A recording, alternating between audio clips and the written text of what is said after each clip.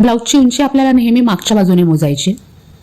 Blouse असा अगदी सपाट करून घ्यायचा आणि शोल्डरच्या गळ्याकडच्या बाजूपासून उंची मोजून घ्यायची। इथे उंची 15 इंच आली आहे। लगेचच अशा पद्धतीने मागचा गळा सुद्धा मोजून घ्यायचा आहे। मागचा गळा आहे 7 इंच। यानंतर या ब्लाऊजची शोल्डर आणि मुंडा खोली किती आहे ते आपल्याला मोजायचे। ब्लाऊजची घडी जिथे येणार ते व्यवस्थित समजावं म्हणून मी पट्टी ठेवून घेतली, म्हणजे ह्या मध्यापासून आपल्याला शोल्डर मोजायचे। आपली शोल्डरची शिलाई जिथपर्यंत आली आहे त्याच्या अर्धा इंच पुढे आपल्याला शोल्डर मोजायचे, कारण ते मार्जिन मध्ये गेले। शोल्डर आलाय 6 इंच। मुंडा खोली मोजण्यासाठी पण तुम्हाला पाहिजे तर तुम्ही पट्टी ठेवू शकता किंवा खडूने व्यवस्थित काटकोन सुद्धा आखून घेऊ शकता। या मुंड्याच्या शिलाईला समांतर आपण 5.5 इंच इतका मुंडा घेतलाय। यानंतर लगेचच मुंडा घेर सुद्धा मोजून घ्यायचा। ही जी बाही जोडलेली शिलाई आहे ती संपूर्ण रेषा आपल्याला मोजून घ्यायची आहे।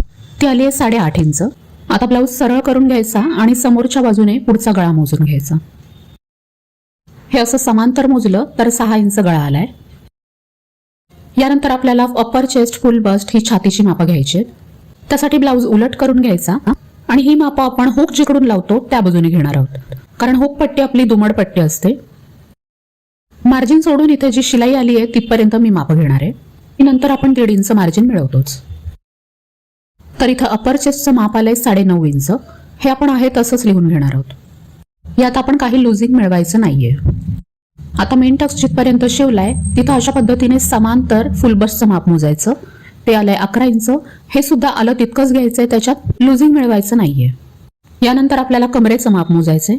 कधी कधी आपण हुक खोलून कमरेचा संपूर्ण घेरच मोजतो, पण आज मी कमरेचं माप अजून थोड्या सोप्या पद्धतीने घेणार आहे। अशा प्रकारे हुक लावून मोजलं तर आपल्याला कमरेचा बरोबर अर्धा भाग मिळतो आणि त्याला सुद्धा अर्ध केलं की कमरेचा चौथा भाग आपल्याला मिळून जातो। मापं टाकताना आपल्याला कमरेचा चौथा भाग ह्या मापाचीच गरज असते। तर कमरेचा चौथा भाग आलाय 7.5 इंच। बाही लांबी मोजणं अगदी सोपं आहे। शोल्डरच्या शिलाईपासून आपली आहे तितकी बाही मोजायची। ती आले 8.5 इंच।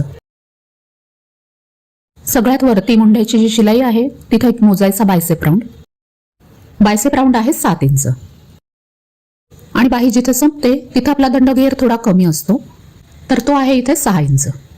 ही दोन्ही मापं सुद्धा आपण आहे तशीच लिहून घ्यायची। आता बाहीची मुंडा खोली म्हणजे कॅप हाईट किती घ्यायची ते पण बघून घेऊया।